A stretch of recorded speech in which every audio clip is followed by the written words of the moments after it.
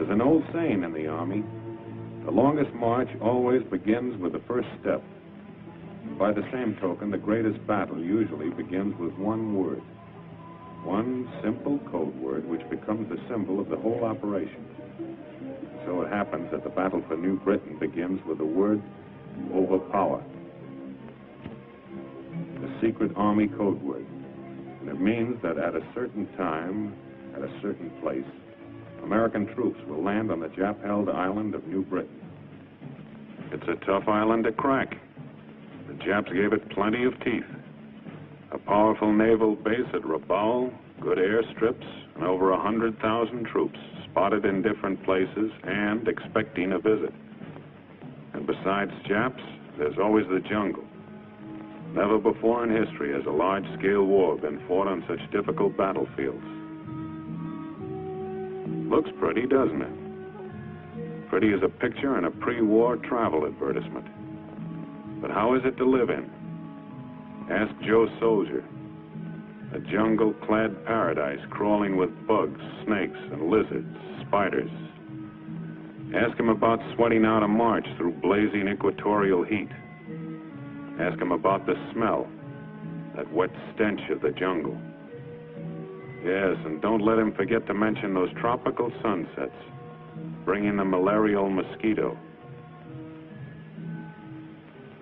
An attack is prepared in staging areas where the men are rehearsed for the job.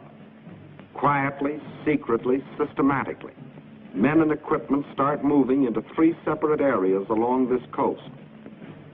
This is done so there'll be no large concentration of troops in any one spot to tip off the plan. A task force is a miniature army, tailored for a particular job. This one consists of a regiment from Texas, a battalion of artillery and service troops, quartermasters, signal corps, engineers, and medicos. They know what this staging area means, a jumping-off place for something big.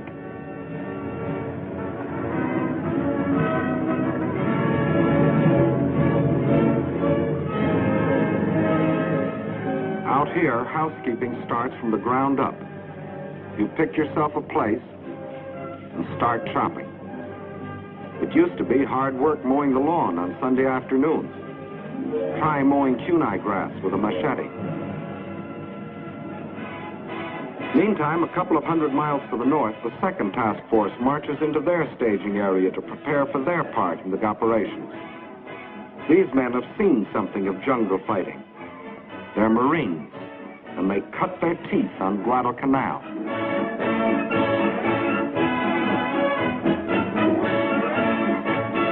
In the third staging area, it's more Marines, more guns, more shells, more thorns to press into the side of Tojo's Island of New Britain. And back of the men come the trucks, the half-tons, the jeeps, the bulldozers, a community on wheels, carrying the 1,001 needs of a task force. Food for bellies and gun barrels, canvas for cover, wires for communication, the tools of a jungle army. When the lot is cleared, you stretch out your house. Doesn't take long. Just fasten the ceiling, get under the center pole, and hoist. And leave plenty of slack on those ropes. The first rain will do the tightening. Nudging out elbow room in this wilderness and getting your stuff across swamps and streams is pretty rugged. But it's good practice for jungle warfare.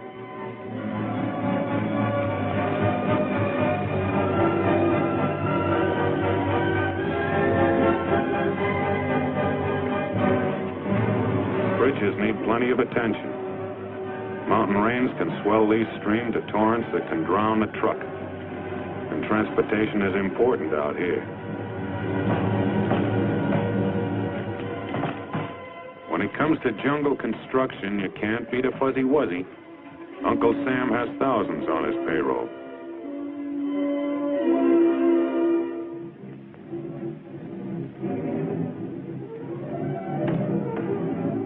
The foreman checks everything.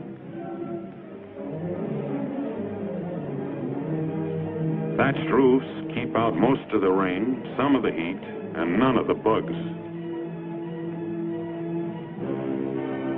And don't think these builders don't know the value of money. Money will buy a pig, and a pig can be exchanged for a wife.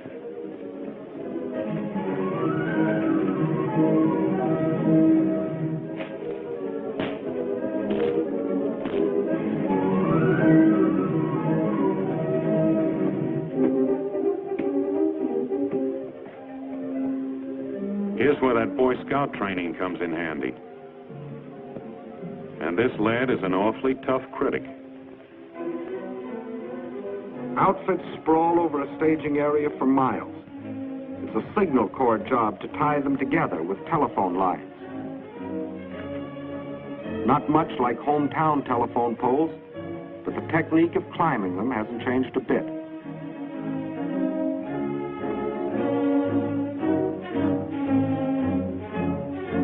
The nerves run back to the brain. This switchboard at headquarters will handle 1,000 calls a day. Orders, reports, requests, instructions to field phones out where the jungle begins.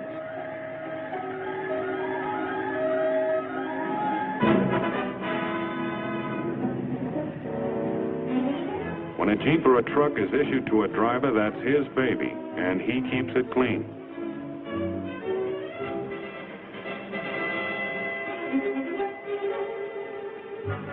The old swimming hole, jungle style. It's the bath, shower, and laundry combined. First scrub your skin, then scrub the clothes you just took off.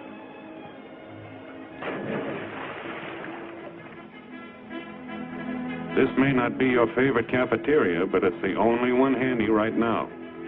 And it's the quartermaster's job to see that the army is fed.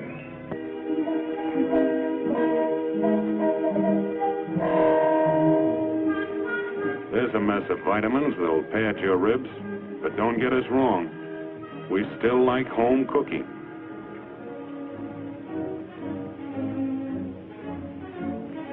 These are the canvas cities that Joe Soldier built out of jungle and kunai grass. Like their forefathers, these troops have tamed a corner of wilderness into a temporary home. 5:45, and the day begins.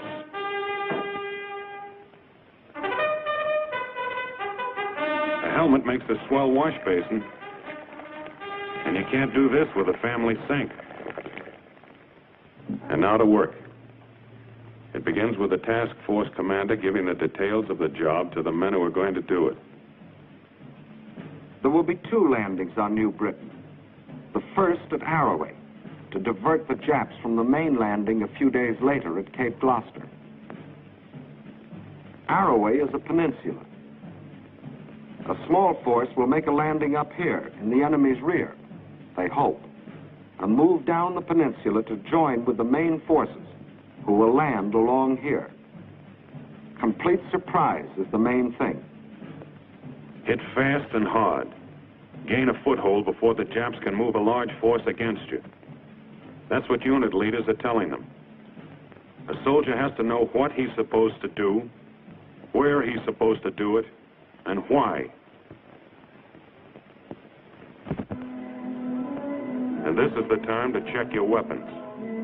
A gun jam on a beachhead might happen only once. The same thing is going on up in the Marine staging area. Weapons, equipment, and the men themselves get a personal once-over. Anti-aircraft protection stays on its toes, just in case. 37mm anti-tank teams have to load, aim, and fire almost simultaneously. They can get off about 30 rounds a minute.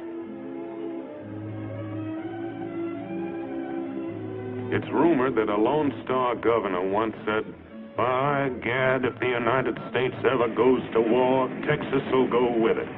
And here she is.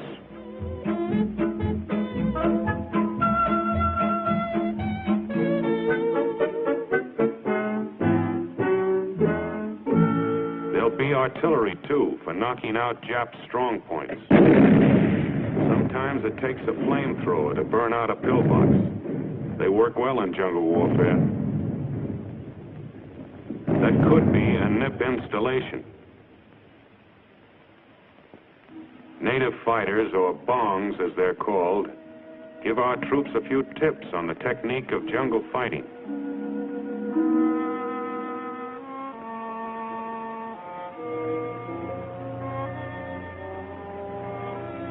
The training is carried out under simulated battle conditions. And soldier, those aren't pebbles hitting the stream. You've got to know how to fire at sounds, too, because jungle fighters seldom see each other alive. The last stages of training begin aboard the ships that will carry the troops to their mission. This practice ends in a full dress rehearsal.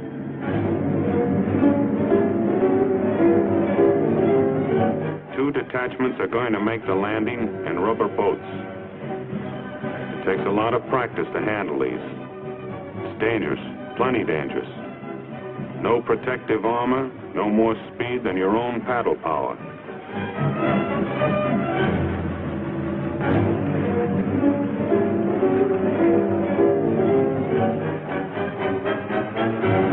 Regular types of landing craft may have trouble getting over the coral reef at Arawe, so buffaloes and alligators have been selected to bring the first wave of assault troops ashore. What's an alligator? It's an amphibious tank.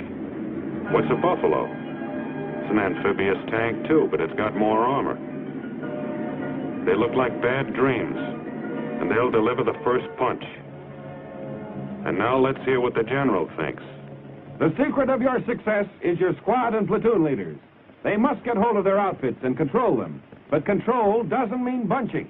The buffaloes will land in a wave. From then on, they're tanks. They crash through the underbrush. They knock out trees, followed by riflemen.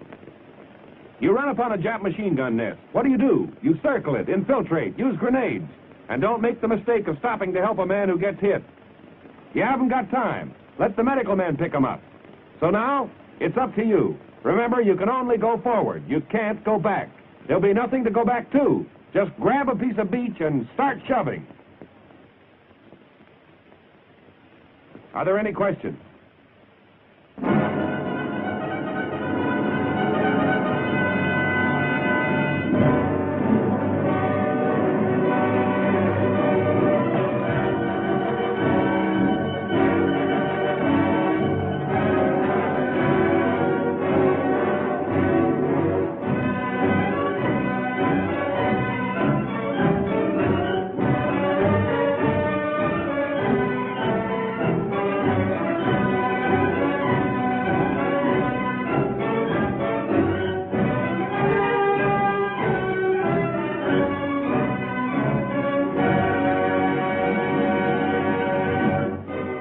Comes the parade of men and supplies, the loading, the checking, the counting, the packing. It's the war of logistics, adding up to the final question mark. Will the troops who make the landing have what they need, where they need it, and when they need it? Training is over. Rehearsals are over. This is it.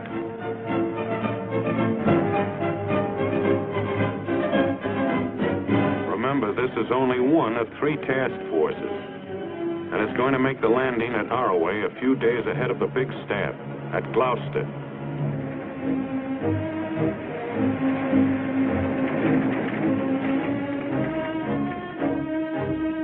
The commander-in-chief, who is responsible for the coordination of the whole plan, comes down for the takeoff. General MacArthur and General Kruger on the right, commanding the 6th Army, have a last-minute chat with the task force commander. What they said is a military secret. The first assault waves are ready.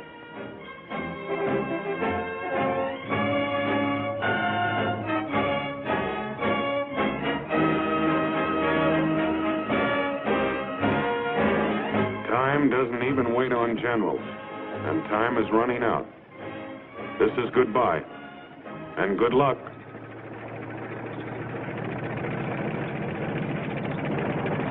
There they go.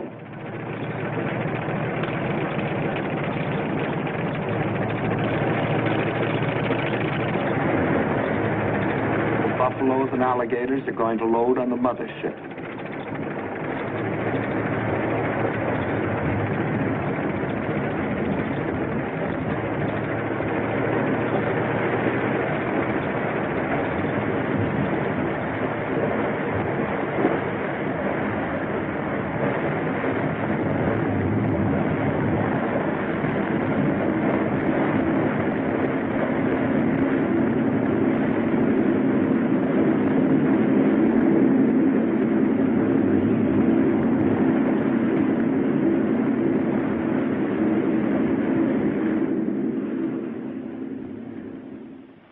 Meantime, the main force loads aboard its transport.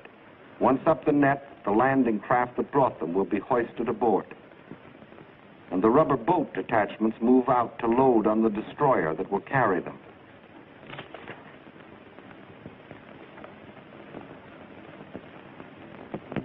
The convoy is on its way to meet its naval escort. This is D-Day -1. The men know that means the day before invasion.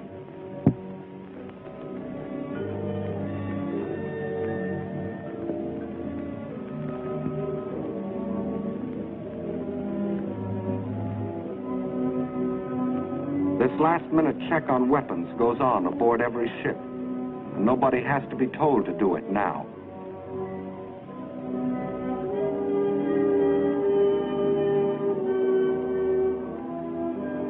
Ammunition to fight malaria. It's the daily atabrine pill.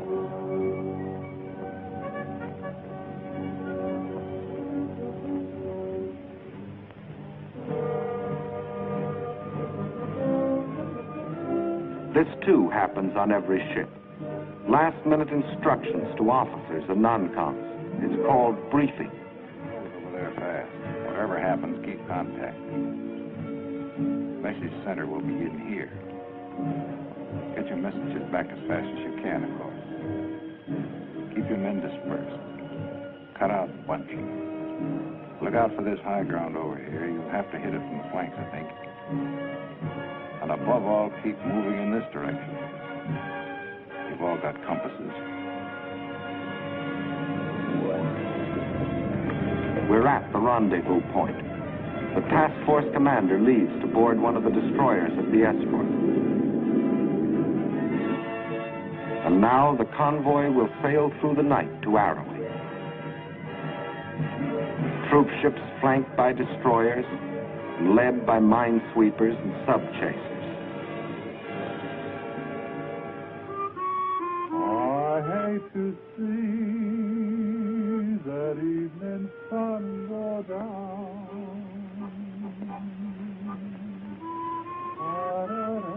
Tomorrow belongs to the headlines in hometown papers, to the radio commentators, and the casualty lists. But these few hours belong to each man to spend as he likes.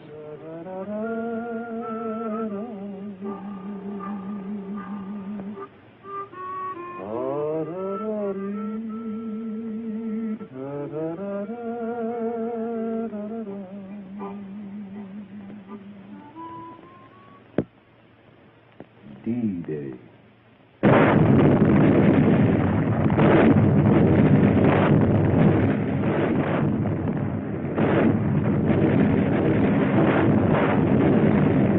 Under the protection of the naval barrage, the first assault waves keep circling, awaiting the order to start in.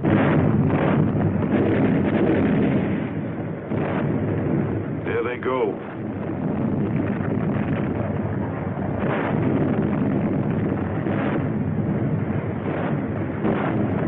Jap plane.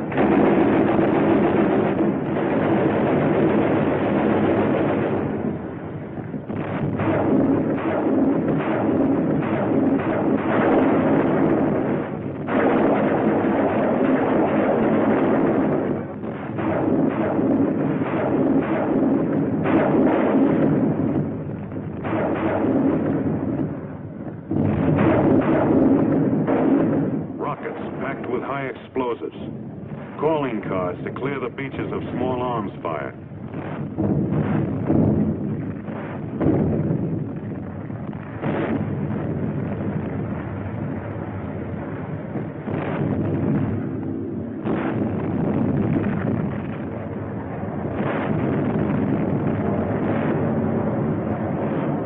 More planes coming.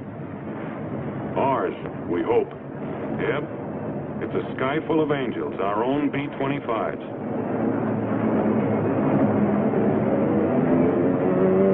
Now it's the Air Force's turn, and they know their way around. They've been softening it up for days in advance.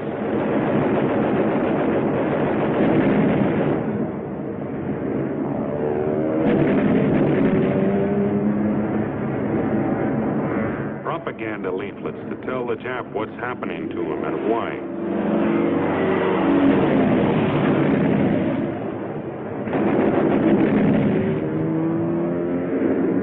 The naval barrage drove most of the Japs off the beaches up on the cliff. And that's where the planes work them over. Strafing may not wipe out a ground force, but it keeps them ducking.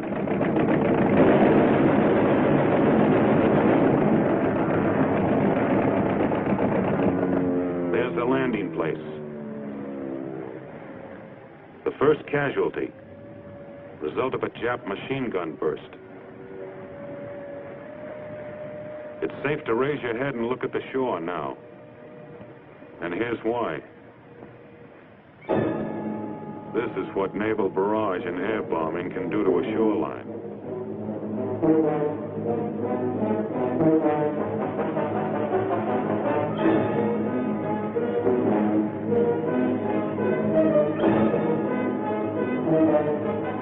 Remember, you can only go forward. You can't go back.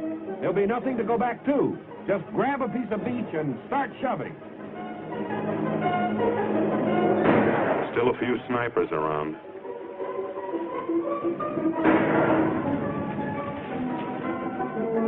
Patrols grope ahead of the main body to feel out the Jap's strength, to locate his positions.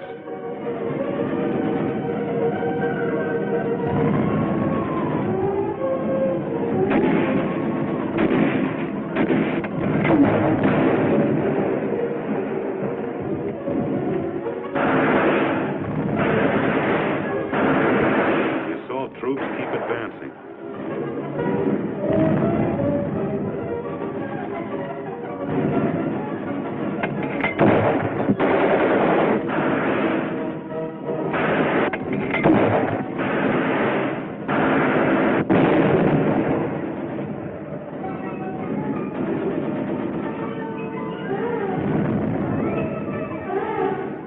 The peninsula was lightly held, but there are still plenty of Japs to comb out. You don't see many, except this kind.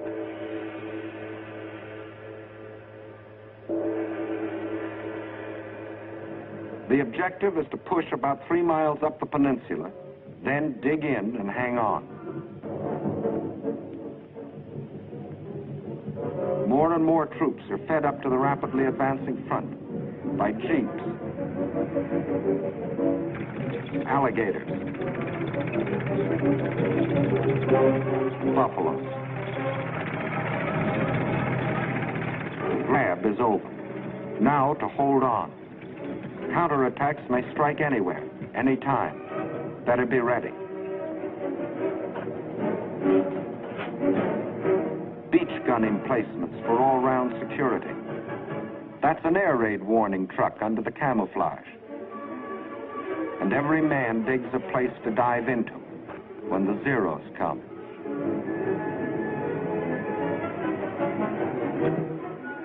Communication keeps pace with combat. Switchboard and message center open for business.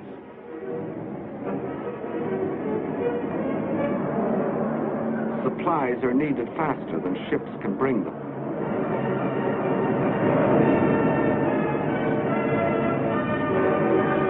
Parachute-borne ammunition coming down.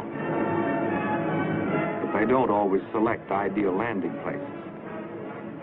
A job for the pole line crew.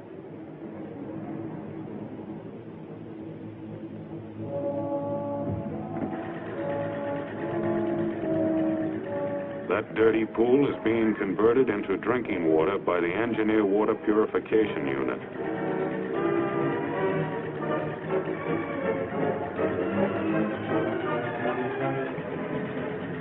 Men may one day forget many things of this war, but never the taste of chlorine.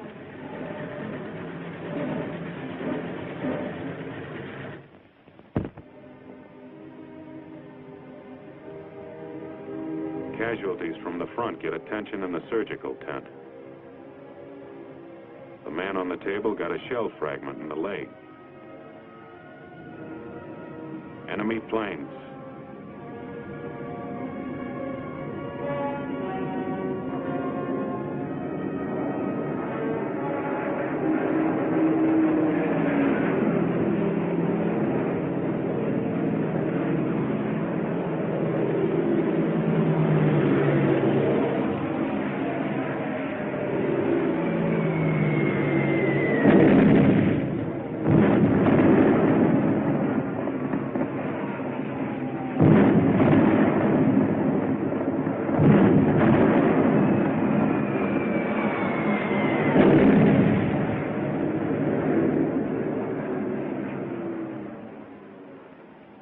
This is what's left of the surgical tent filled with wounded men after a direct hit.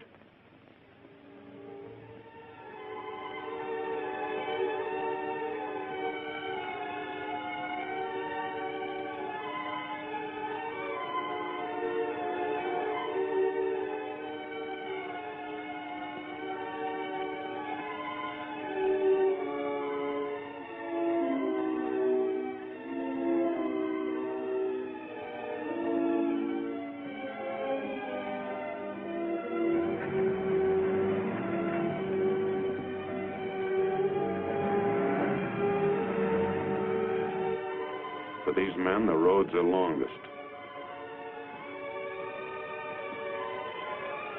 Having received emergency treatment, the wounded are evacuated to hospitals in New Guinea.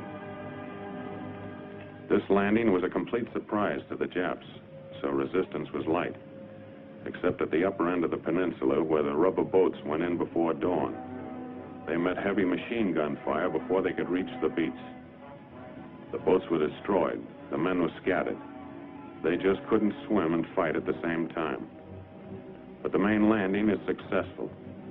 The Japs have been driven back up the peninsula. The beachhead is established. The task force commander is ready to make his report.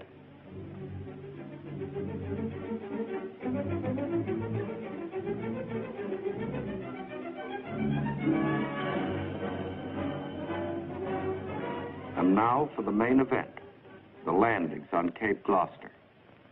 Arawe was the feint with the left. Gloucester will be the right to the jaw. Here, here, and here. The forces will capture the airstrip and converge, setting up an American stronghold on the supply line to Rabaul. In the marine staging areas, it is Christmas Day.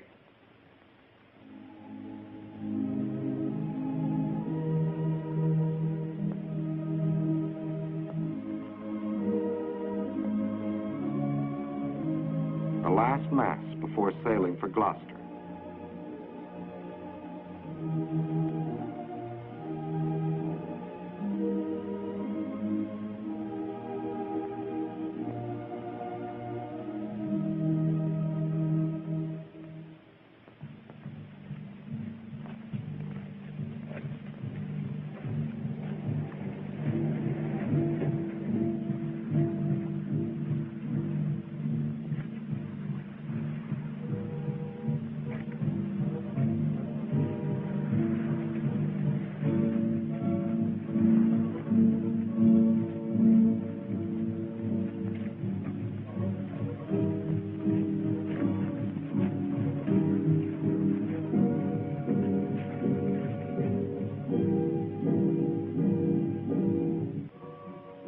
Masses of men to land upon 3 separate beaches in the vicinity of Cape Gloucester. This is to be the main effort. It is an army made up of 2 task forces in the teeth of known Jap power.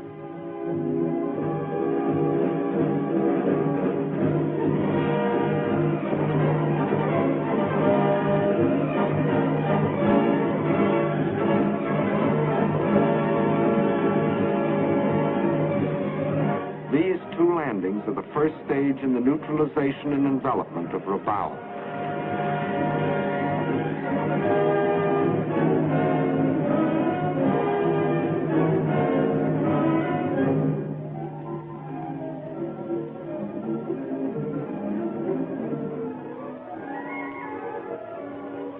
On Christmas night, a vast convoy sets out.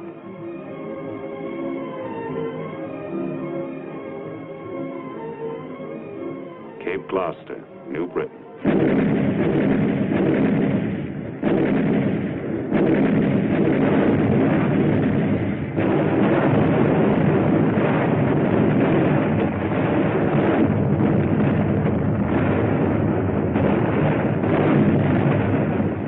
Nearing the height of the naval bombardment, the first assault load into Higgins boats.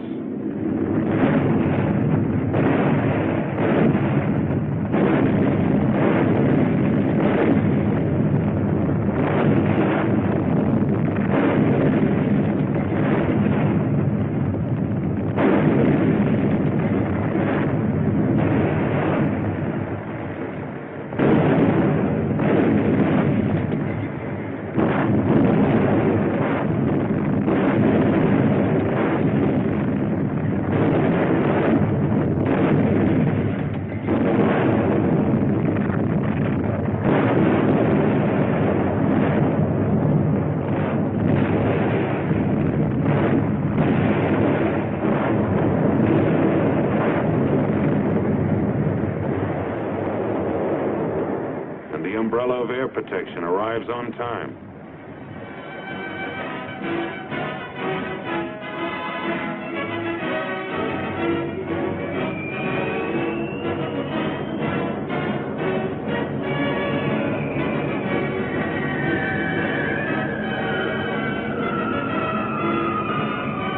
Back of the beaches, the jungle crawls with Japs. They're dug in and well fortified, but not against this.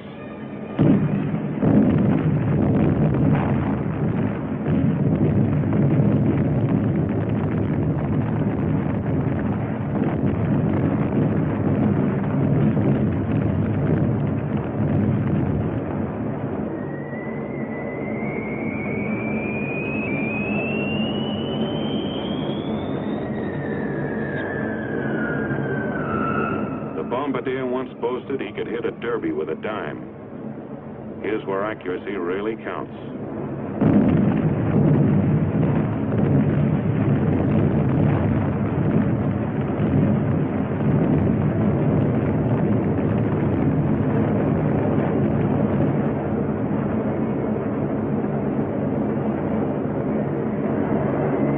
Just back of the beaches, but not too far in.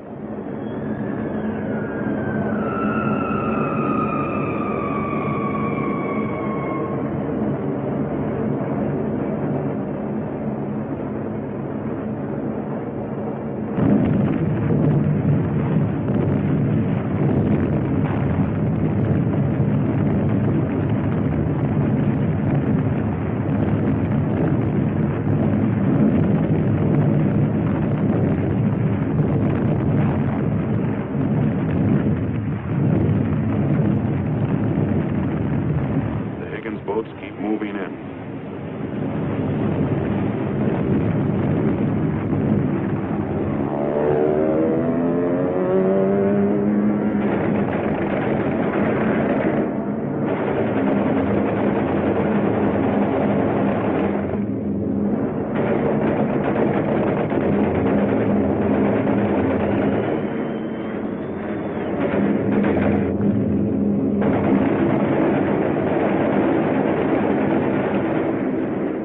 Under this air cover, the invasion fleet creeps forward.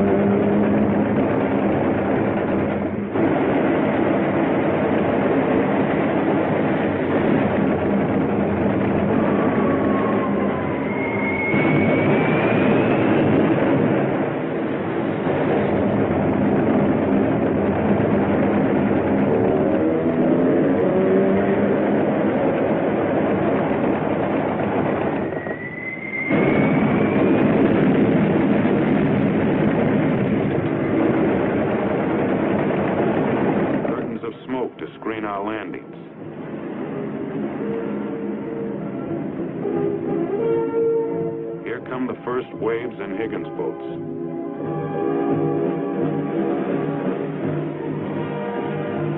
Not ghosts from Pearl Harbor, but American boys. Tom, Dick, and Johnny. The boys who used to play baseball on the vacant lot on Saturday afternoons. The youngsters that drove jalopies and sang the popular songs. You may have wondered sometimes if they'd ever amount to anything. Well, here they are, giving everything they've got. This is jungle. These assault waves are like a hand stretched out in a dark room, feeling their way. If they are stopped here, the main force landing behind them is stopped too.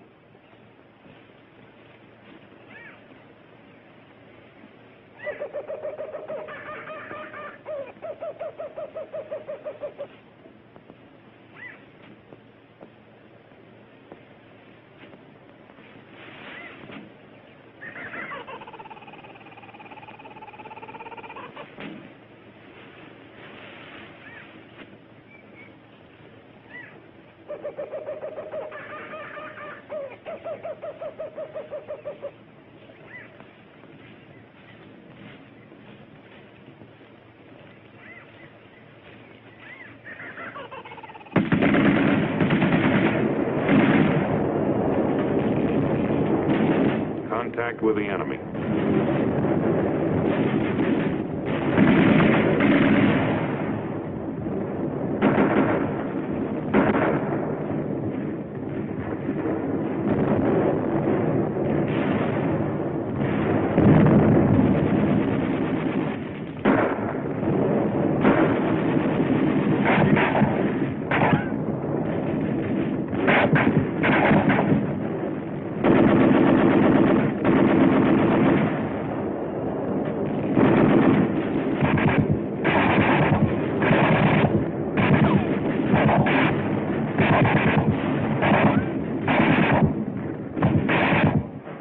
Come the landing craft infantry, called LCIs.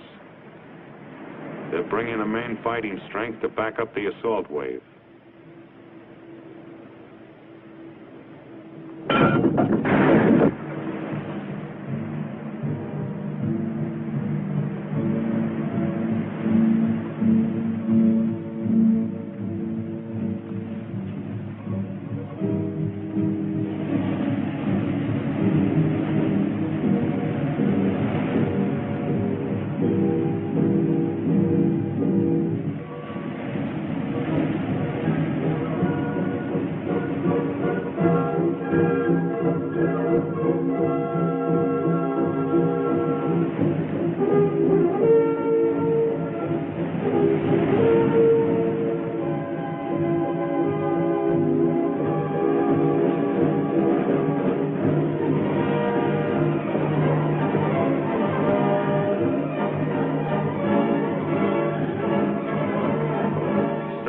Be carried in the hard way. The trucks come later.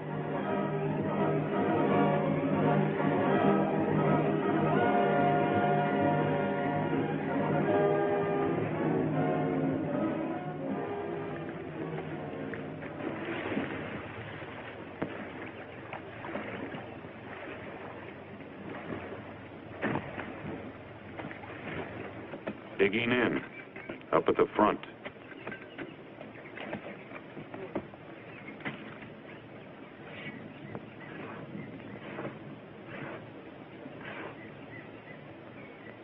Here's a highly trained specialist. Even a Jap sniper can't camouflage his scent. Fresh troops forward.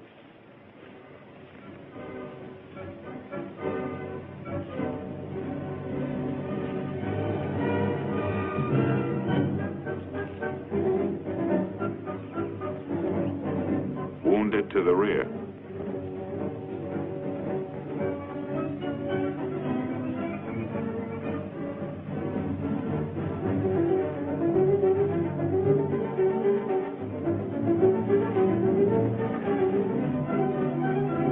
Know what's around the next bush.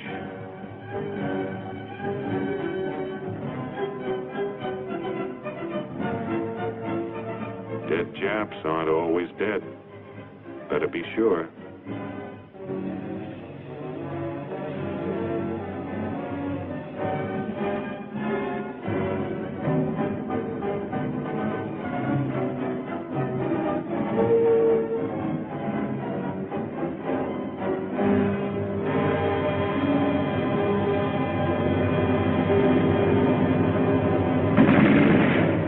Enemy strong point.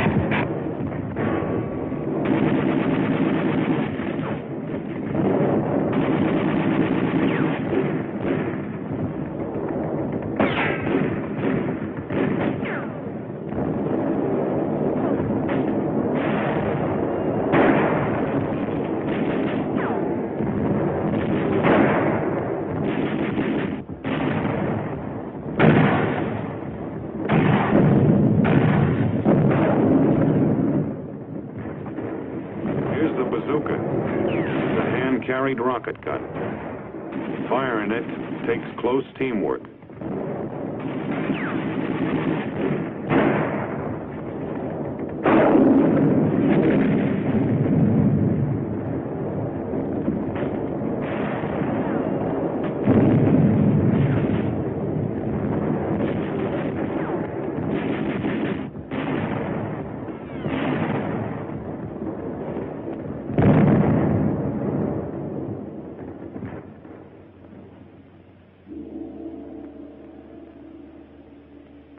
Hand grenades, mortars, bazookas, and flamethrowers did this.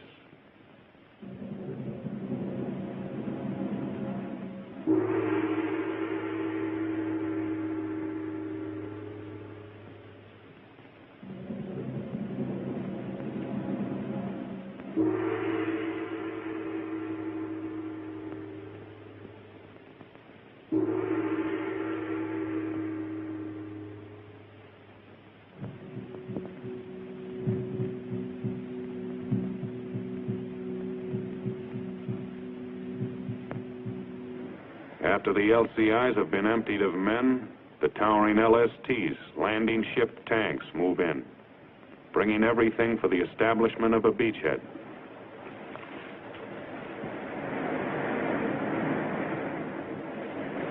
This succession of ships, all in their proper order, thousands of men and tons of supplies have but one purpose: to keep a thin line of riflemen fighting their way forward into the jungle.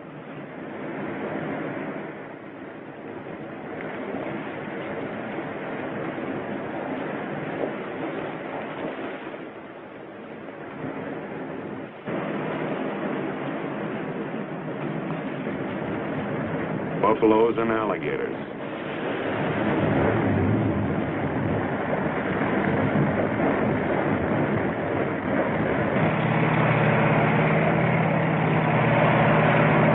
Mechanized sledgehammers, smashing holes in the jungle wall.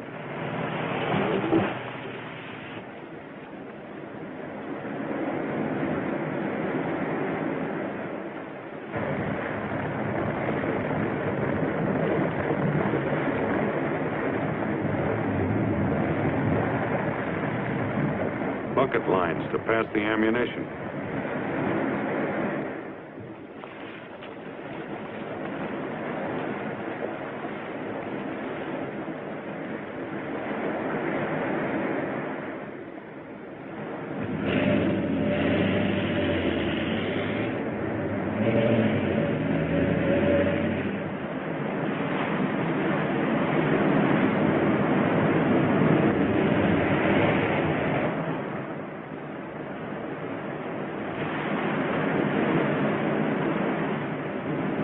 Jeeps do a lot of things, but they can't swim.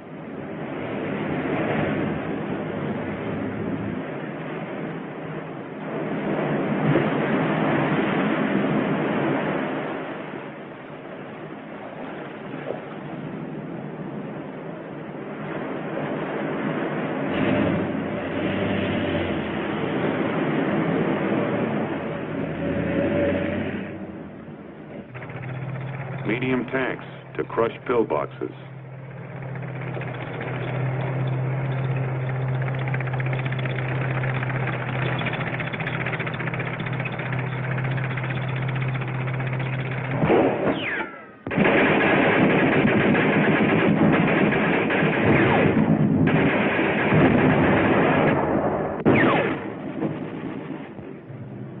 An hour or two later, the trucks roll in.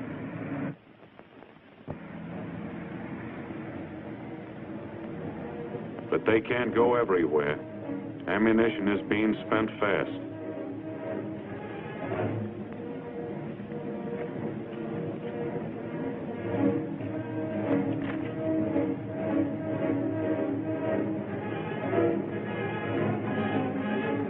For every finger squeezing a trigger, there are 100 others pulling, hauling, and carrying. It's all part of the same job.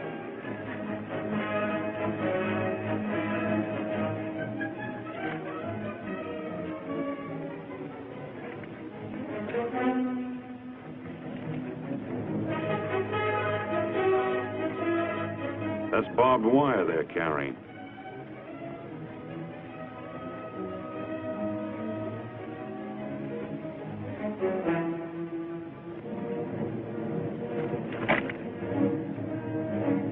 As soon as there's any place to phone to, there's a telephone line to do it.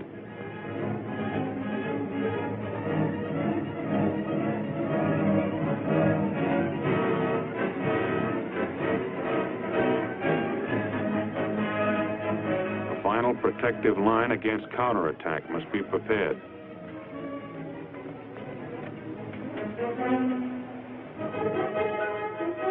You may be hit from anywhere, anytime.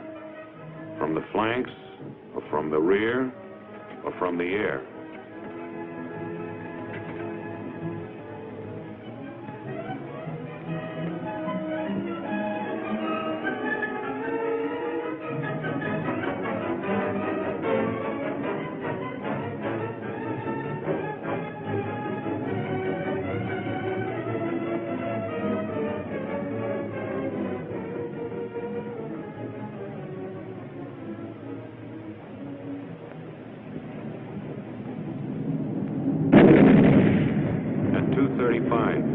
Enemy dive bombers.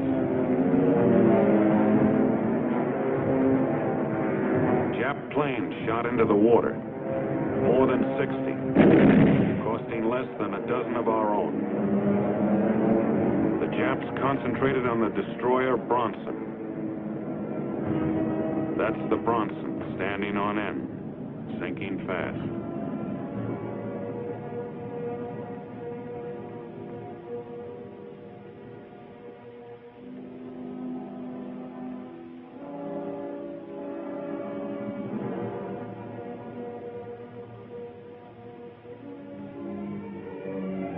But among the floating wreckage are survivors.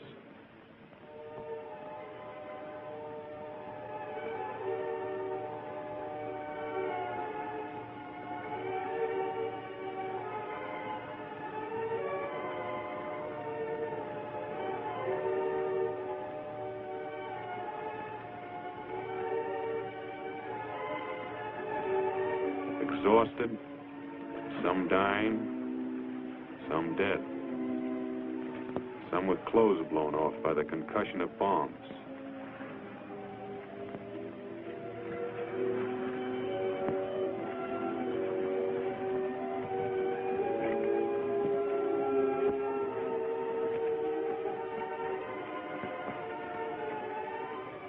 These are a part of 208 survivors who will remember the Bronson when they fight again. Back at Gloucester, it had begun to rain.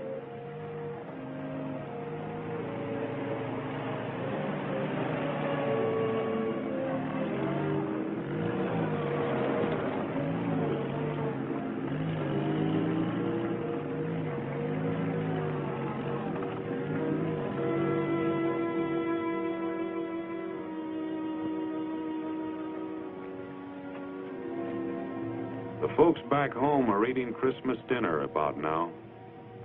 Out here, it's the day after. And just another day.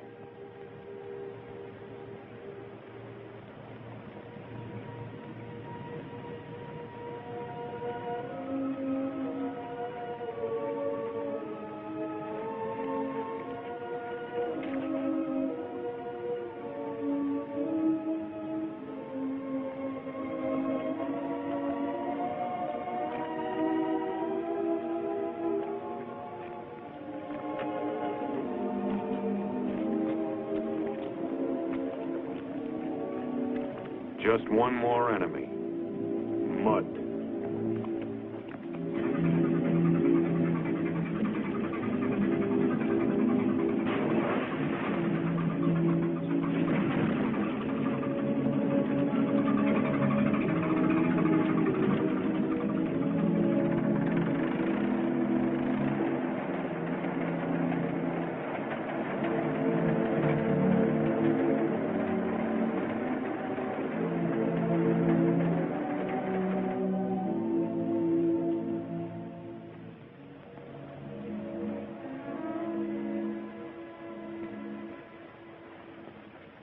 Information gained from prisoners confirms what we know.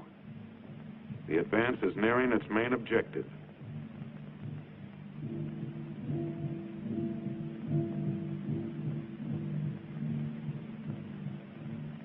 But every step forward means some men coming back on stretchers.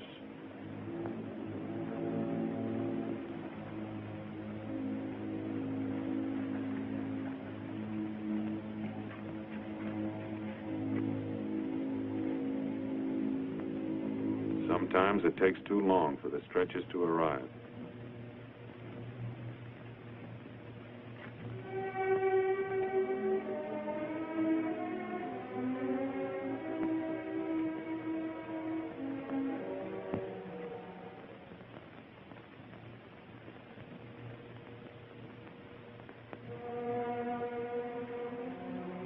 Medical officers scrubbing up for emergency treatment before evacuation.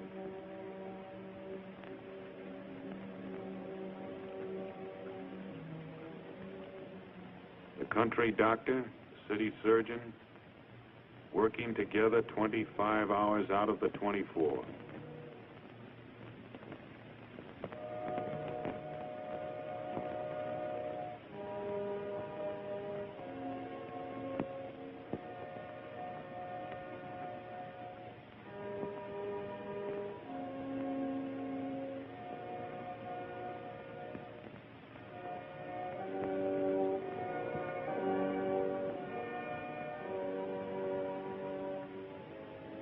Part of the price of a beach landing.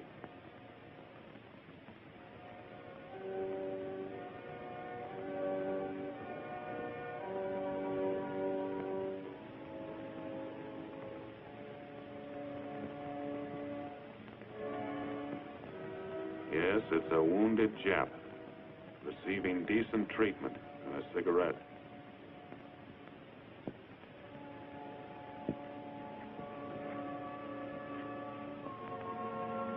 On the beach the next day, wreckage.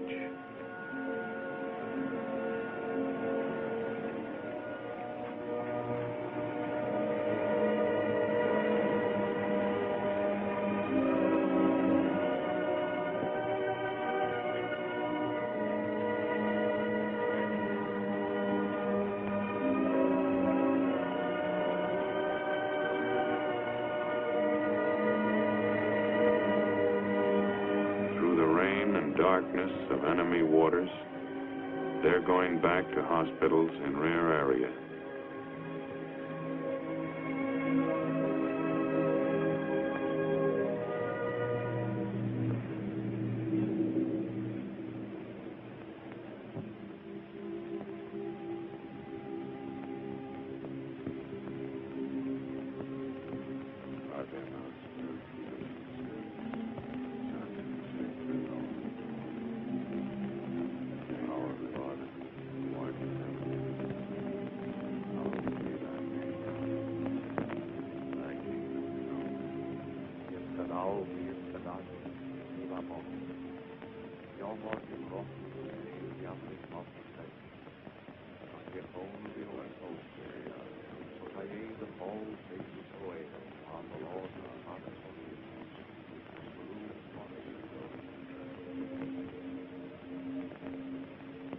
Lead us not into temptation, but deliver us from evil.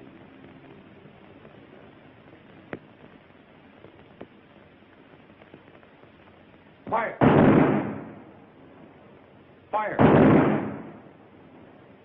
Fire!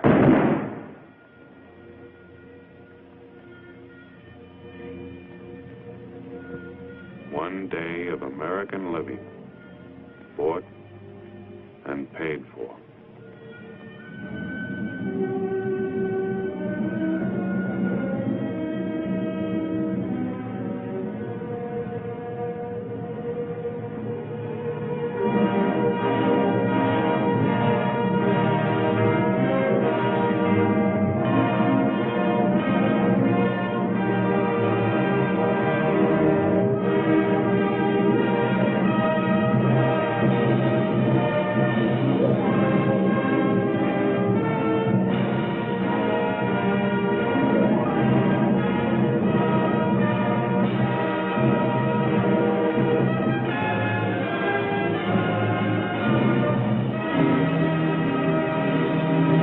Thank you for joining us here at TMC, the Timeless Movie Channel. Your passion for these classic stories is what keeps the magic of cinema alive. From the silent era to the golden age, we're dedicated to bringing you the very best of film history. If you love these timeless masterpieces as much as we do, make sure to hit that subscribe button. Stay tuned for more cinematic treasures. See you at the movies.